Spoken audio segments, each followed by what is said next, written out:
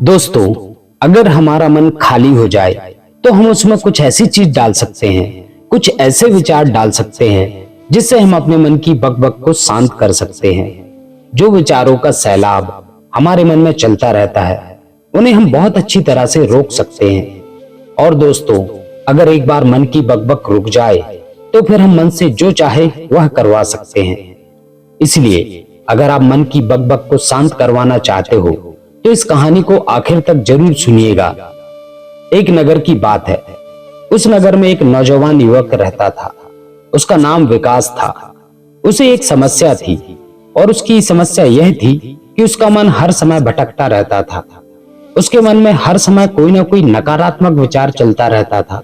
उसके मन की बकबक कभी शांत नहीं होती थी। जब भी वह कुछ सोचकर करता तो कुछ अलग ही कर देता था।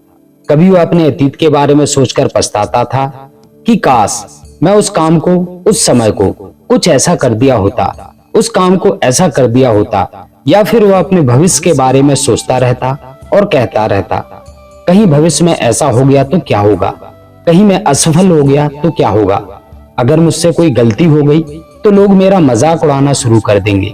और ऐसे ही कई सारे नकारात्मक और असफलता भरे विचार उसके मन में आते रहते थे। विकास हमेशा से ही अपने विचारों में खोया रहता था। वह अपने विचारों से मुक्ति पाना चाहता था। विकास चाहता था कि उसके मन में कोई भी फालतू विचार कभी भी ना आए, लेकिन हर समय विचारों का सैलाब उसके मन में उठता ही रहता। इसलिए जीवन में वह बहुत परेशान हो गया था। फिर एक दिन किसी ने उससे बताया कि यहीं पास ही के जंगल में एक बौद्ध भिक्षु रहते हैं, उनके पास जाओ, वह तुम्हारी मानसिक समस्या का समाधान अवश्य करेंगे। यह सुनकर विकास तुरंत ही बौद्ध भिक्षु के पास चला जाता है और अपनी सारी समस्या उन्हें बताता है। बुद्ध भी विकास की बातों को बड़े ही ध्यान से सुन लेते हैं और उससे कहते हैं कि तुम मुझसे क्या जानना चाहते हो। यह सुनकर विकास कहता है, हे गुरुदेव, मैं अपने मन को शांत व खाली करना चाहता हूँ। मैं आपसे यह जानना चाहता हूँ कि मन को खाली व शांत कैसे करते हैं। मेरा मन हर वक्त विचारों से भरा रहता है। मेरा ध्यान एक जगह नहीं लग पाता, जिसके कारण मेरे हर काम में समस्या आती है। मैं एक चीज करता हूँ तो नकारात्मक विचारों के कारण दूसरी चीज पर पहुंच जाता हूँ। मेरा मन एक जगह ठहरता ही नहीं और यूं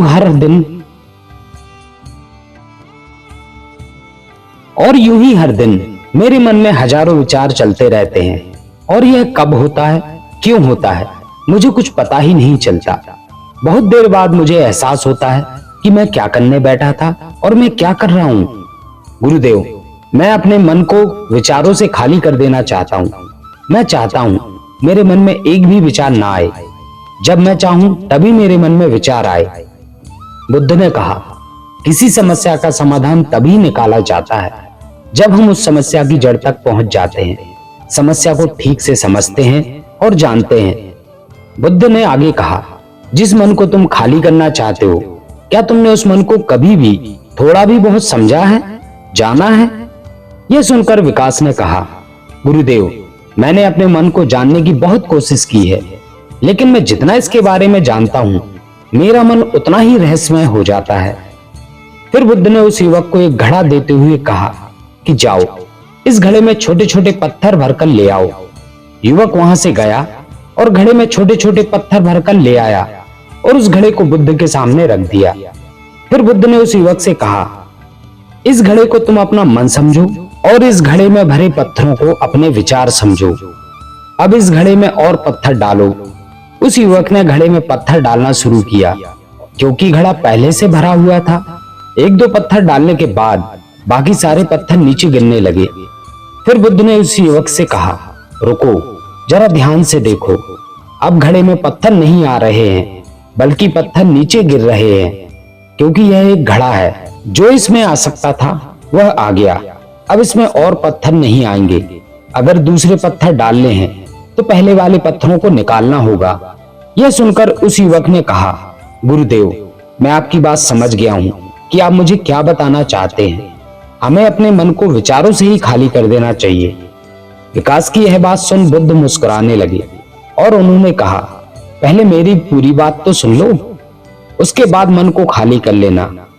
फिर बुद्ध ने उस युवक से कहा कि हमारा मन एक घड़े से बिल्कुल उल्टा है, क्योंकि घड़े को तो तुम पत्थरों से भर सकते हो, लेकिन मन को विचारों से नहीं भर पाओगे, क्योंकि मन तो हमेशा खाली रहता है।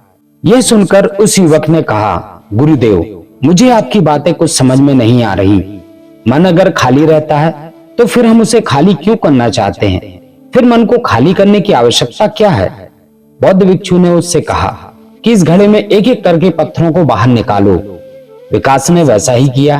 वह घड़े में से एक एक करके पूरे पत्थरों को बाहर निकालता रहा और ऐसा करते करते अंततः घड़ा खाली हो गया। बुद्ध ने उस युवक से कहा, तुमने जब एक एक करके पत्थरों को बाहर निकाला तो यह घड़ा खाली हो गया। अब तुम इस घड़े में कोई भी पत्थर डाल सकते हो, दूसरे पत्थर डाल सकते हो, या फिर उन्हीं पत्थरों को दोबारा डाल सकते हो। आधा भर सकते हो या फिर पूरा भी भर सकते हो। फिर वह युवक कहता है, गुरुदेव, मैं भी तो यही कह रहा हूं कि मुझे अपने मन को खाली करना है। यह तो एक पत्थर है जिसे आसानी से निकाला जा सकता है और घड़े को खाली किया जा सकता है, लेकिन गुरुदेव, मैं अपने मन को खाली कैसे करूं?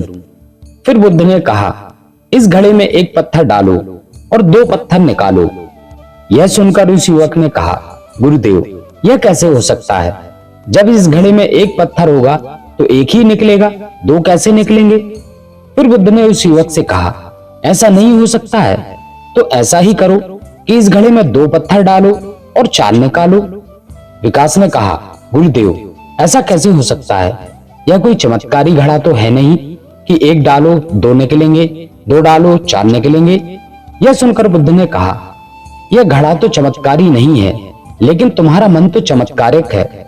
उसमें से अगर तुम एक विचार बाहर निकालते हो तो उसके साथ दो विचार आते हैं, और जब तुम दो विचारों को पकड़ते हो तो उसके साथ चार विचार निकलते हैं, और फिर ऐसा करते करते विचारों की एक लंबी श्रृंखला बन जाती है, और फिर तुम कहीं नहीं रुकते, एक के बाद एक विचारों को पकड़ते चले जाते हो। यह मिट्टी का घड़ा तो पत्थरों से भर जाएगा, लेकिन तुम्हारा मन कभी नहीं भरता। वह हमेशा खाली रहता है, लेकिन वह खाली नहीं करता। यह इस मन की माया है कि सब कुछ है लेकिन कुछ भी नहीं। फिर उस युवक ने कहा, गुरुदेव, मैं आपकी बात समझ रहा हूं, लेकिन क्या मैं हमेशा अपने विचारों के जाल में ही फंसा रहूंगा? क्या मन के इस माया जाल से निकलने का कोई रास्ता नहीं? फिर बुद्ध ने कहा, इस मिट्टी के घड़े को आधे पत्थरों से भर दो। उस युवक ने ऐसा ही किया। फिर बुद्ध ने कहा, अब इन पत्थरों में से कोई एक पत्थर चुनो और उस पत्थर की एक छोटी सी मूर्ति बनाकर मुझे दो। मैं जानता हूं कि तुम एक अच्छे कलाकार हो। विकास ने एक पत्थर निकाला और उस पत्थर को बुद्ध के सामने ही तराशने लगा। पत्थर को तराशते वक्त उसे लगा यह पत्थर अच्छा नहीं है। फिर उसने दूसरा पत्थर घड़े से निकाला, लेकिन उसे वह पत्थर भी पसंद नहीं आया। फिर उसने तीसरा पत्थर निकाला, लेकिन वह तीसरा पत्थर भी उसे पसंद नहीं आया। उसका रंग अच्छा नहीं था। ऐसा करते करते उस युवक ने सारे ही पत्थरों को बाहर निकाल दिया। उस युवक को ऐसा करते हुए बुद्ध बड़े ही ध्यान से देख रहे थे। फिर बुद्ध ने उससे कहा कि जो तुमने सबसे पहले पत्थर निकाला था, उस पत्थर को यह समझकर तराशो कि इसके बाद तुम्हारे पास और कोई पत्थर नहीं है और यह एक ही पत्थर तुम्हारे पास है। फिर उस युवक ने जैसा गुरुदेव ने कहा उसी एक पत्थर को लेकर तराशना शुरू किया और उसने उस पत्थर से एक बहुत सुंदर मूर्ति बनाई और बुद्ध को भेंट की और बुद्ध से कहा, गुरुदेव, इस पत्थर से इतनी सुंदर मूर्ति बन सकती थी, मैं यह सोच भी नहीं सकता था।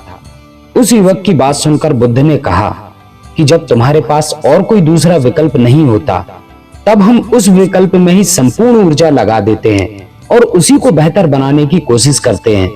और जब हमारे पास कई सारे विकल्प होते हैं तो हम पत्थर चुनते भी नहीं और मूर्ति बनती भी नहीं।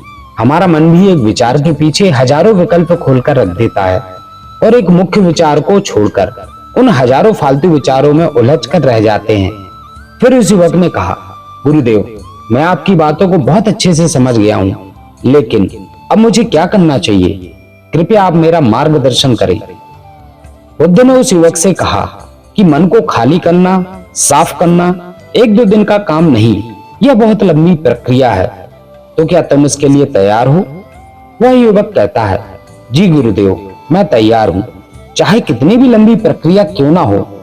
फिर बुद्ध ने उसी वक्त से कहा कि मन को खाली करके नकारात्मक विचारों से दूर रहने के 6 तरीके हैं। आओ उन्हें एक एक करके समझते हैं। पहला तरीका है, ऐसे लोगों का साथ छोड़ दो जो तुम्हें कमजोर, पिछड़ा हुआ, लक्ष्यहीन महसूस कराएं। अक्सर हमारे आसपास ऐसे लोग होते ही हैं जो हमसे पद और धन में ऊपर होते हैं, और इसी पद और धन के घमंड में वह अपने नीचे के लोगों को कुछ भी नहीं समझते।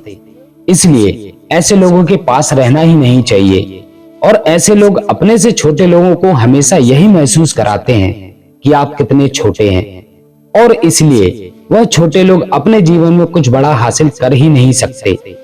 इसके अलावा कई बार हमारे मित्र और घर परिवार के सदस्य भी ऐसे होते हैं जो अक्सर हमें छोटा महसूस कराते हैं, हमें नीचा दिखाने की कोशिश करते हैं, लोगों के सामने हमारा मजाक बनाते हैं।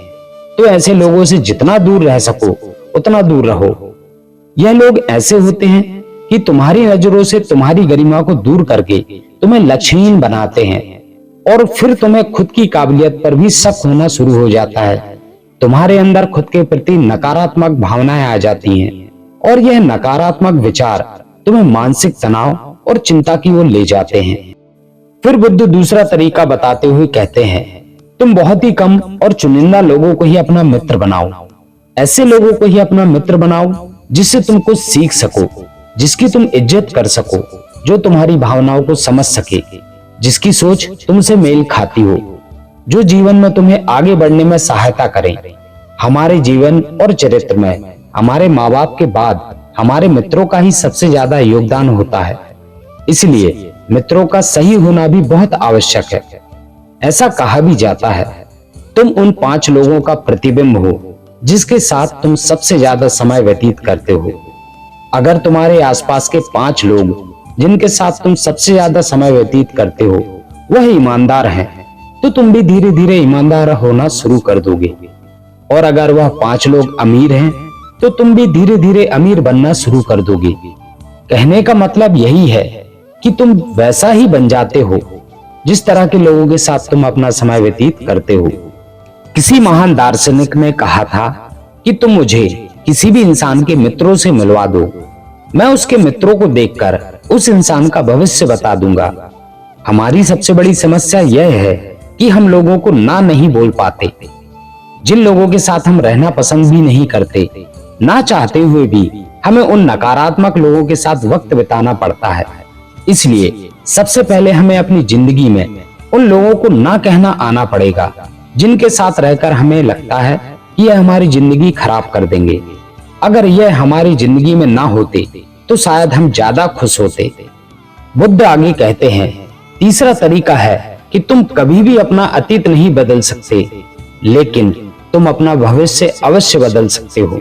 इसलिए तुम्हें पूरी तरह से वर्तमान में रहते हुए उन चीजों पर, उन काम पर ध्यान दो जो तुम्हारे नियंत्रण में है, जिन्हें तुम आज कर सकते हो, अभी कर सकते हो। बुद्ध कहते हैं, मेरी एक बात हमेशा याद रखना, केवल वर्तमान में रहकर भविष्य को संवारा जा सकता है, अतीत में रहकर नहीं। इसलिए वर्तमान में जीने की आदत डालो। बुद्ध आगे कहते हैं, चौथा तरीका है कि तुम स्वस्थ और पौष्टिक खाना खाओ। हमारा शरीर ऊर्जा से चलता है, और हम जैसा खाना खाएंगे वैसे ही ऊर्जा हमारे शरीर को मिलेगी।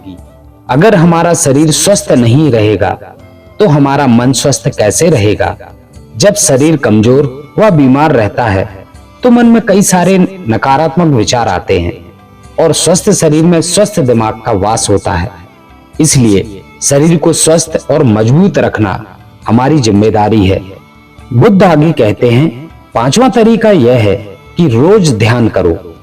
ध्यान करने का सबसे उपयुक्त समय सुबह या फिर रात को सोने से पहले का होता है, लेकिन अगर तुम्हें ध्यान में गहरा जाना है तो सबसे उपयुक्त समय रात का ही होता है। रात में सोने से पहले ध्यान करने से नींद में भी सुधार होता है और बहुत गहरी नींद आती है।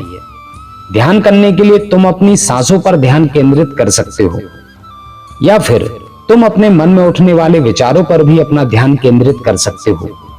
मन में उठने वाले विचारों पर ध्यान केंद्रित करने से ध्यान करने वालों का ज्यादा फायदा होता है, क्योंकि इसमें आसानी से गहरे ध्यान में उतरा जा सकता है। अगर तुम ध्यान नहीं कर सकते हो तो रोज खुद के साथ अकेले में वक्त बिताओ। खुद के व्यवहार को समझो, देखने की कोशिश करो कि मन में किस तरह के विचार उठ रहे हैं और क्यों उठ रहे हैं। छठवां तरीका है कि तुम नई नई जगह घूमने जा सकते हो, क्योंकि एक पुरानी कहावत है कि एक लंबी यात्रा आपको 100 किताबों के बराबर ज्ञान देती है। बुद्ध अपने जीवन काल में 9 महीने लगातार घूमते रहे। उनके भ्रमण का यही कारण था कि नई नई जगह जाने से ज्ञान की प्राप्ति के साथ साथ मन को एक नयापन भी प्राप्त होता है। नई जगह घूमने जाने पर हमारा मन उत्साहित रहता है। फिर बुद्ध कहते हैं, मन के जाल में कभी मत फंसो, मन को खाली करने की कोशिश मत करो, जीवन में ध्यान करना सीखो, अपने ध्यान को केंद्रित करो, अपने ध्यान में एकाग्रता लाओ और जीवन में जो कर रहे हो उसे पूरी मेहनत के साथ अंतिम समझकर करो। उस काम को ऐसे करो कि उसके बाद तुम्हें और कुछ नहीं करना है।